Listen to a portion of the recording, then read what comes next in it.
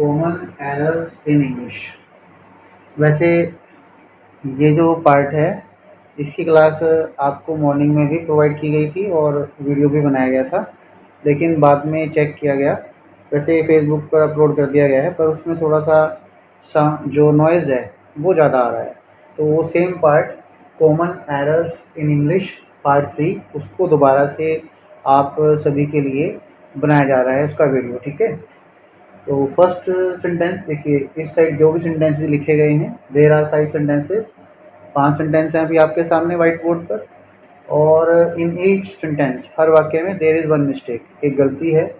आपके सामने इसलिए लिखे गए हैं कि बहुत से स्टूडेंट्स का हो सकता है ग्रामर का लेवल अच्छा है, तो वो पहले से ही इसके आंसर सोच सकते हैं, पता लगा सकते हैं, गैस कर सकते हैं कि फर्स्ट सेंटेंस में क्या मिस्टेक है, सेकंड में, थर्ड में, सो ऑन, ठीक है। अब मैं हर सेंटेंस को वन बाय वन एक्सप्लेन करने जा रहा हूँ। फर्स्ट सेंटेंस लिखा हुआ है, Reena is married with Rahul. Reena is married with Rahul. इसमें कहाँ पर मिस्टेक है? इस पार्ट में मिस्टेक है। यहाँ पर विद का यूज नहीं होना है। आप सोच लीजिए विद के प्लेस पर आप किसका यूज करेंगे, ठीक है, कौन से वर्ड का यूज करेंगे आप? Reena is married with Rahul, तो इसका राइट आंसर है Reena is married, Reena is married to Rahul. Reena is married to Rahul. जो रीना है उसकी जो शादी है, उसका जो विवाह है वो राहुल के साथ हुआ है, वो राहुल के साथ मैरिड है। सेकंड सेंटेंस है, we should go to bed early. We should go the bed early. हमें बिस्तर पर सोने के लिए जल्दी जाना चाहिए, मतलब हमें जल्दी सोना चाहिए।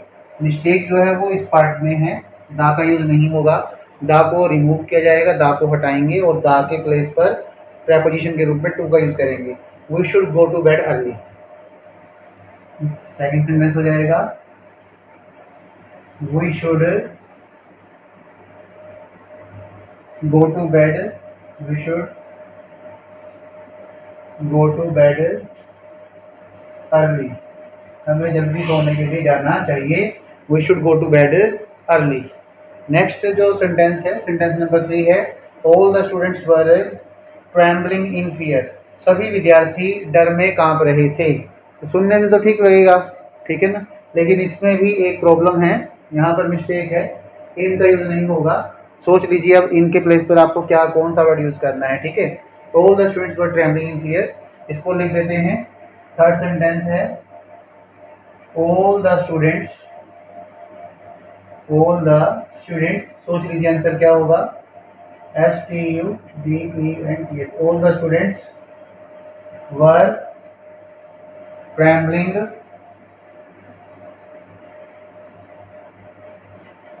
all the students were trembling with fear। all the students were trembling with fear। सभी विद्यार्थी डर में कांप रहे थे। all the students were trembling with fear, डर के साथ कांप रहे थे। with preposition का यूज होगा। the manager was not polite with staff members। Manager जो है वो स्टाफ के सदस्यों के साथ पोलाइट नहीं था। इसमें विद, इस पार्ट में मिस्टेक है। आंसर सोच के रखिए, आप गैस कीजिए क्या आंसर हो सकता है। मैं लिख रहा हूं, the manager was not polite,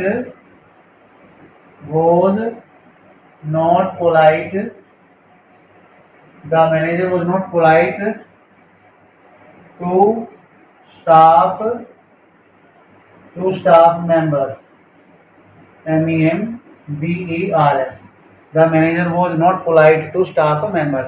with को रिमूव कर देंगे और विद के प्लेस पर हम लेकर आएंगे प्रेपोजिशन के रूप में टू को।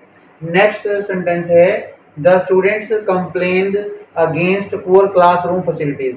विद्यार्थी जो हैं उन्होंने खराब, बेकार जो क्लासरूम में सुविधाएं थी, खराब या बेकार क्लासरूम सुविधाओं को लेकर के विरुद्ध शिकायत की थी। तो यहाँ पर जो प्रॉब्लम है वो इस पार्ट में है, अगेंस्ट नहीं होना चाहिए। कंप्लेंट के साथ हम अगेंस्ट को यूज कर सकते हैं, लेकिन यदि आप किसी व्यक्ति के विरुद्ध, किसी व्यक्ति के खिलाफ शिकायत करते हैं तब आप यूज करते हैं कंप्लेंड या कंप्लेन अगेंस्ट। लेकिन यहाँ पर व्यक्ति के विरुद्ध, व्यक्ति के खिलाफ कंप्लेन नहीं की गई है, बल्कि सुविधाओं के खिलाफ की गई है, यानी कि यहाँ पर सुविधाओं के बारे में आएगा, अबाउट वर्ड का यूज किया जाएगा। द स्टूडेंट्स, सेंटेंस नंबर 5 है, द स्टूडेंट्स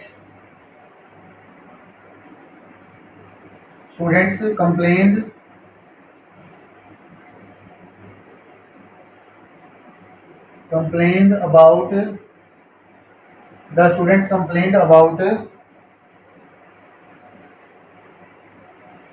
कंप्लेन अगेंस्ट, यहाँ दा भी होना चाहिए, the poor complain about the poor classroom facilities.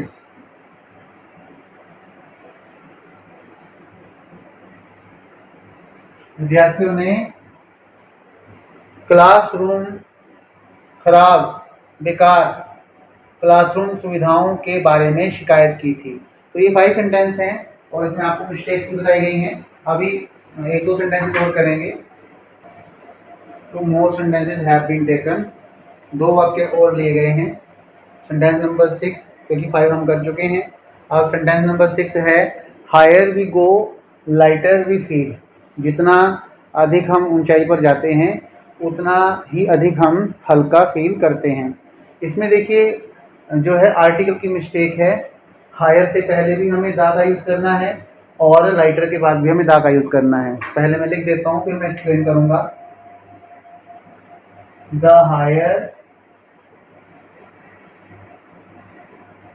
Higher we go the lighter we feel, the lighter we feel. जितना ज़्यादा हम ऊंचाई पर जाते हैं उतना ही अधिक हम हल्का करते हैं।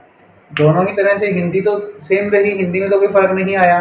ग्रामर का इशू जरूर है, ग्रामर का एक मसला है। देखो यहाँ पर हमने दा का यूज़ किया, ऐसा क्यों और कैसे याद रहेगा कि ऐसी सिचुएशन में हर बार हमें दा का यूज़ करना है। यदि आपने एडजेक्टिव्स को थोड़ा बहुत स्टडी किया हुआ है, विशेषण को, जो एडजेक्टिव्स होते हैं उनकी 3 डिग्रीज होती हैं, फर्स्ट, सेकंड और थर्ड। फर्स्ट डिग्री पॉजिटिव है, सेकंड कंपैरेटिव है और थर्ड डिग्री को बोलते हैं सुपरलेटिव डिग्री।